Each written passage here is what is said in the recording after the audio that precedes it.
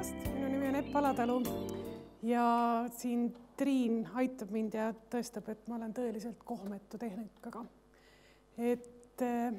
Töötan 2 kuud, 2 päeva pärast saab 2 kuud täis Hariduse ja Infotehnoloogia Sihtasutuses. Minu ametinimetuseks on turundus- ja kommunikatsioonijuht ja töö sisuks on olla tõlk sellele, mida Hariduse ja Infotehnoloogia Sihtasutuses tehakse. Ja kui ma tõesti mitte midagi aru ei saa ja minu noored kolleegid, kes on sama värske kogemusega infotehnoloogia valdkonnas ka aru ei saa, siis me püüame tõlkida seda, mida head ja tarka ja ilusat selles majas tehakse, et see jõuaks tarbijateni. Ma ei tea, palju teile algutuseks räägiti, mis on HITSA. Kas see lühend ütleb teile midagi või ei ütle? Õpetajate ees küsimusi esitada on muidugi suhteliselt raske lugu, aga Hariduse ja Infotehnoloogia Sihtasutus on üks suhteliselt värske asutus. Ta on asutatud eelmise aasta 1. mail ja kus ma nüüd siis saan, ma tõesti näete, tõestan seda, mida ma räägin. Nii. Ja see on kokku pandud siis Eesti Infotehnoloogia Sihtasutusest, millega te kindlasti olete kokku puutunud, sest te ei ole kindlasti kõik 1. aasta õpetajad Tiigrihüppe Sihtasutusest ja e-netist. E-net on siis Eesti kõige soliidsema vanusega 21-aastane internetiteenuse pakkuja Eestis. Nii et siit on kõik need teenused ja võimalused kaasa tulnud. Need huvitavad tegevused, millega me tegeleme, on seotud hariduse ja infosüsteemidega. Siin samas ütles president Ilves 1. septembril peetud loengus, et Eestis on iga eluala tulevik digitaalne, nii et ükskõik, mis me teeme, digitaalne tulevik ootab meid kõik ees. Ja meie oleme sellest lausest võtnud HITSAs kasutusele kõik. Me ütleme, et iga eluala tulevik on digitaalne, tule ja õpi IKT-d. Nii et IKT on kõikjal, on see põllumajandus, meditsiin, aga selle õppimise juures on väga tähtis haridus. Nii et innovatsioonikeskus, hariduse infosüsteemide arenduskeskus, IT-hariduse arenduskeskus, need on siis meie valdkonnad. Kõige rohkem te kindlasti olete kokku puutunud selle lehega. HITSA innovatsioonikeskusel on koolituskalender. Kas te kõik olete selle kalendriga tuttavad või mitte? Ja sellest samast koolituskalendri pidajate meeskonnast siis arvati, et ma võiksin tulla ja rääkida, kuidas oleks tore lugeda veebilehti. Alustuseks ma näitan seda tohutut pärandvara, mis HITSAl on. Need on mõned meie veebilehtedest. Kõiki siin ei ole. Esimene hoiatus on see selleks, et veebilehed meid kõnetaks, ei tohi neid olla kunagi liiga palju. Öeldakse, et korraga on praegu maailmas kasutusel üle 200 miljoni veebilehe. Ja kui me kõik panustame sellesse, siis tõesti see number kasvab sellise tempoga nagu meil. Nüüd ja edaspidi on HITSA veebilehtede arvu kasv peatatud ja me pigem hakkame seda vähendama.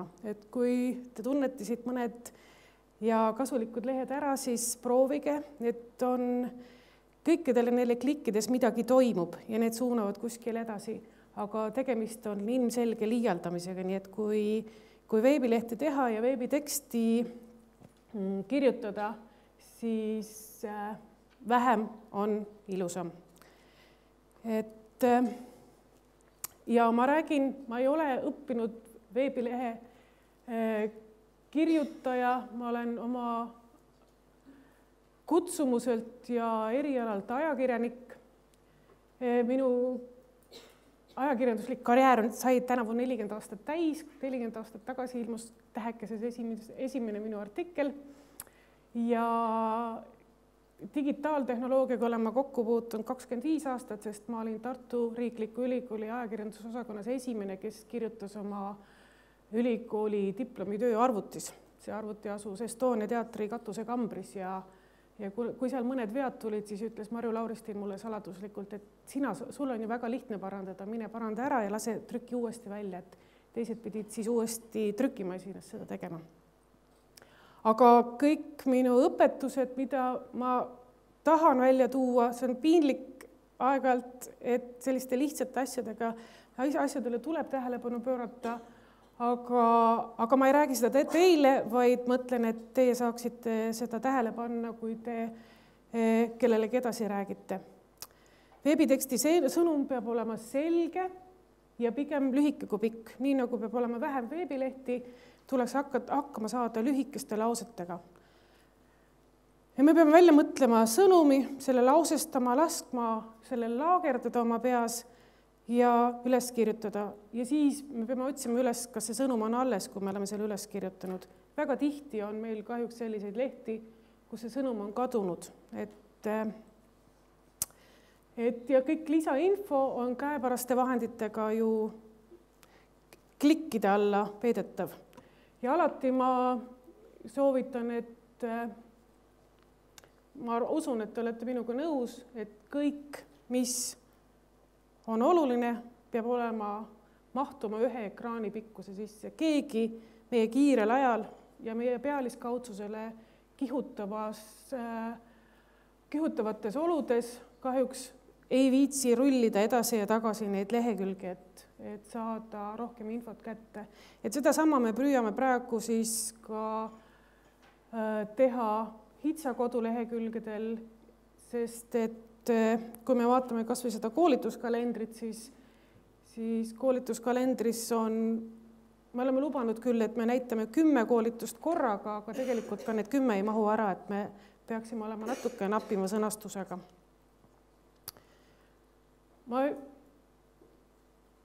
Ma kutsun kaasa alati peegeldama ja arutama ja kõva häälega rääkima, võib-olla on see tüütu, võib-olla see segab, aga tulemusele ta sõltuvalt muidugi inimtüübist aitab alati kaasa, et sa saad ise oma mõtteid kõrvalt teha. Et kirjalik sõnum on meil ju see, kus me saame mõtteid kirjutada, neid üles leida, kas nad on alles, kui me oleme nad üles kirjutanud. Et minu nõks on selliste tekstide puhul, et ma alati katsun kõva häälega oma tekstid läbi lugeda. See on natuke imelik paljude arvates. Aga ma sattusin üleeile ühele noorsootöötajate koolitusele, kus nad olid kõik väga imestunud, kui nad ise kuulasid, mida nad olid äsja kirja pannud. Ja võib-olla nad ei tule selle peale. Minul aitab selle puhul kaasa see, et ma olen oma ülikooli aegset praktikat teinud Eesti raadios ja seal paratamatult Riina Entalu ja Erki Perens käskisid alati kõik kõva häälega ette lugeda, mis sa raadioeetrisse tahtsid panna ja see on aidanud. Ja Riina ja Erki on seda tead ajakirjanikud, et neid õppida. Kõnetamise puhul on oluline ju see, mida me kõik teame, et pilt räägib rohkem kui 1000 sõna. Aga piltidest ja sõnadest üksi ei piisa. Need pilte ja märke ja logosid on kindlasti vaja, aga neil on ka oma funktsioon. Ja kogu selle funktsioonivõrrandi kõige olulisem tegur on jätta ruumi ja õhku, et me saaksime kaasa mõelda ja setitada oma mõtteid kogu selle infotulva hulgas, mis meil siin 2014. aastal ja enne ja pärast on meid tulvamas. Et mitte ei tohi kodulehti täis toppida infot. Mis meid kurvaks teeb, et kui ma olen lugenud, mis on veebilehtede mured ja väga hea peegeldusvariant on mul mõned töötud sõbrad, sest Töötukassa korraldab väga palju veebilehe koolitusi. Et tundub, et see valdkond on ka Töötukassa poolt tähelepanu all. Et esimese murena tuuakse välja kujundusprobleemid, et kas pilt on kole või ei meeldi või on inetu või vanamoodne, mis ju kutsub investeerima ja raha paigutama. Teine murekoht on aeglus, siis see, et kontaktinfo on peidus, tuuakse veebilehe muredest välja ja siis see aegumine, mitte ainult süsteemi aegumine, vaid ka info aegumine ja see, et halva eesti keele pärast kurdetakse, see on tavaliselt nende kurtmiste kurtmiste rea tagumises pooles, sellest on nagu kahju, sellepärast et meil on tänu Eesti Keele Instituudile ja kõikvõimalikele veebisõnastikele ja eesti keele toimetajate rohkusele väga palju häid keeletoimetajaid, kes kiiresti ja mitte osatades oskavad meie veebilehti paremaks teha. Nii et see selge keel on minu arvates tekstide loetavuse ja õpilastele õpetamisel kõige olulisem edasi anda, et armastame oma keelt, kasutame seda õigesti, katsume vältida kirjavigu, et need on niisugused lihtsad asjad, mida me oma koolitöödes, mida me käsitsi kirjutades ju paneme tähele, aga veebilehtedele kahjuks see kõik liiga sageli ei jõua. Olulist saab ju välja tuua ja rõhutada, aga ei pea kasutama selleks tohutuid põimlauseid, mis on ka, põimlaused on ka üks minu nõrkus.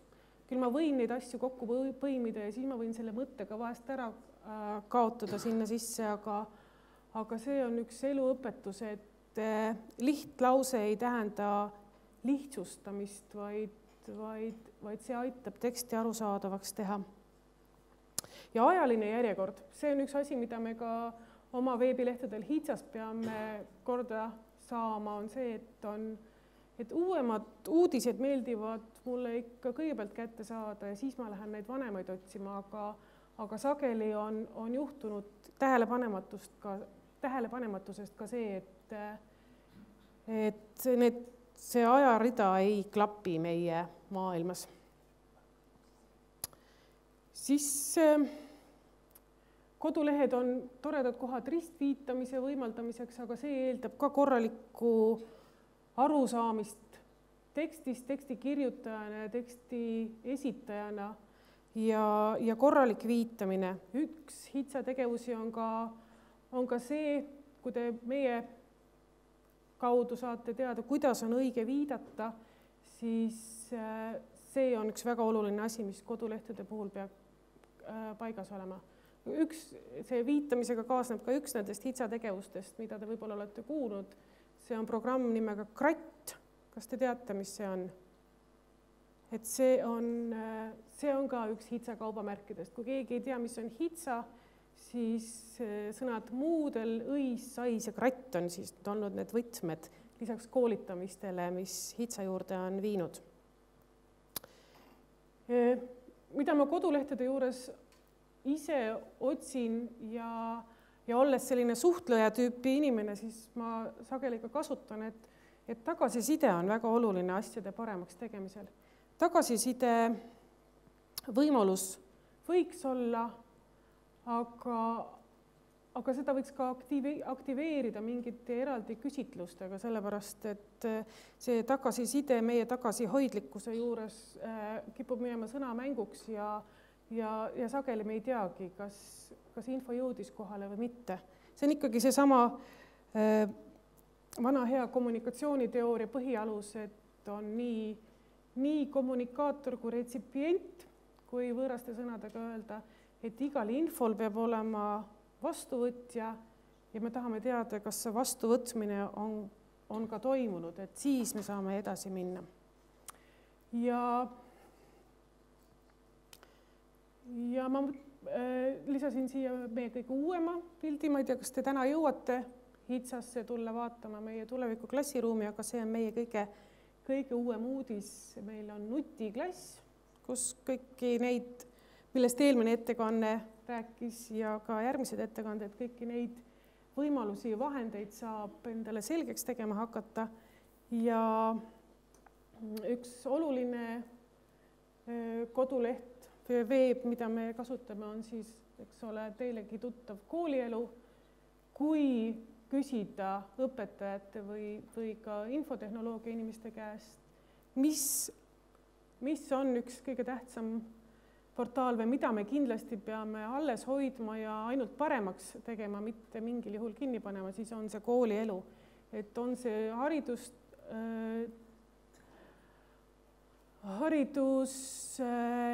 see kõikvõimalike digitaliseerimiste või rahastamiste või koolitustega seotud inimesed, siis see koolielu portaal on see, mis töötab ja väga usinalt ja kogu tagasiside, mis sellele on tulnud, on valdavalt positiivne. Seda teevad muidugi väga tublid inimesed ja kõik need asjad, mida selle kaudu pakutakse, mitte ainult HITSA-st, vaid ka teiste koolitajate kaudu on ju kvaliteetne, aga siin me natukene püüame ajaga sammu pidada ja tagasisidet sellele, kui teil on mingid ettepanekud, siis saatke koolielule, et kuidas seda veel paremaks teha. Siin mul on üks näide sellisest koduleheküljest, mis on minu lemmik, kui ma ta lahti teen. See on minu eelmine tööandja Tartu Ülikooli muuseum, aga kui ma teen lahti selle ülikooli muuseumi lehe, siis see mitte ei aita mind ja ma ei viitsi tegeleda selle Eesti parima muuseumimeene lahtirullimise ega muude asjadega, et ühel lehel peaks olema kogu see info ikkagi haaratav, mida pakutakse, et kui käia ringi ja vaadata veebikeskkonnas erinevaid pakkumisi, siis natuke süvenedes on neid häid ja mitte nii häid näiteid päris palju. See ülemine on siis selle, mis te nägite Tartu Ülikooli muuseumi Toompoe veebilehe aadress.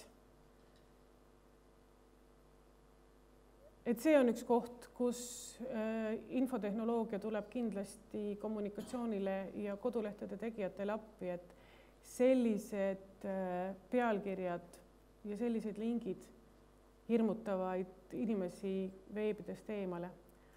Selle all on jälle hoopis üks teine väga lihtsasti arusaadav ja tõlgendatav meiliaadress või veebiaadress ja see on eelmise aasta, kultuuripärandi aasta veebileht, mis oli väga hästi liigendatud ja siin on väga palju võimalusi edasi minna, siin on väga palju infot esimesel küljel, aga esimesel küljel nad kohe ei tapa meid ära, vaid jätavad seda mõtlemise ja valimise ruumi, et seal on nii staatilist kui vahelduvat pilti, nii videot, kaart töötab väga hästi, märgid on paigas, nii et ja eesti keele õpetajad peaksid ka selle lehega eeskujuliku hindega pärgama. Nii et see on üks sükene õnnestumiste poolt, mis mulle tundub. Muinsuskaitseamet, vaesekesed, kõik läheb nii aeglaselt lahti, et nad ei jõua seda lahti kerida. Et see on kindlasti mitte kerge tee veebilehelt infot leida. Samas on tegemist ju ka sellise haridusliku ja targemaks saamise võimalusega, aga nii siit küll on keeruline õigete asjadeni kohale jõuda. Ja minu kõige värskem üllatus on saabumas koolivaheaeg, milleks te kindlasti kõik valmistate, et kas mõtlete mingitele koolitustele või lastega midagi koos tegemisele. Et see on üks projekt Võrus ja kui me võtsime selle lahti Lõuna-Eestis noortekeskuste töötajate koolitusel, siis said kõik aru, et siit on väga raske infot leida ja meeskonnana me panime kokku uue teate selle asja kohta ja me loodame, et need 20 kohta Võrus, mis olid veel üleeile täitmata, sellele 20 ainsat kohta, mis sellele tohutult toredale seikluslaagrile olid, et need ka täidetakse ära, kui me selle info tõmbame kokku ja ütleme lihtsalt ja läbi proovides ära, et vaadake, kui tore asi Võrus on toimumas, ma ei tea, kas siin on keegi täna Võrust, aga seda sõna võib küll levitada, et kui me selle kõik tõlgime nagu lihtsasti arusaadavasse ja mitte ümberütlevasse keelde. Et see on, tegelikult on see väga lihtne ja vajab natukene kättevõtmist. Siin on mul veel natuke HITSA struktuur ja üks lehekülg, mida ma loodan, et te teate, natukene reklaamiks. Targalt internetis on ka üks paljudest lehtedest ja ega ma siin rohkem targutada ei tahagi. Ma arvan, et te olete ise väga tublid ja teate, kuidas neid asju teha, aga mõnele asjale võiks lihtsalt kõrvalseisja pilguga natukene tagasisidet anda. Nii et tänan.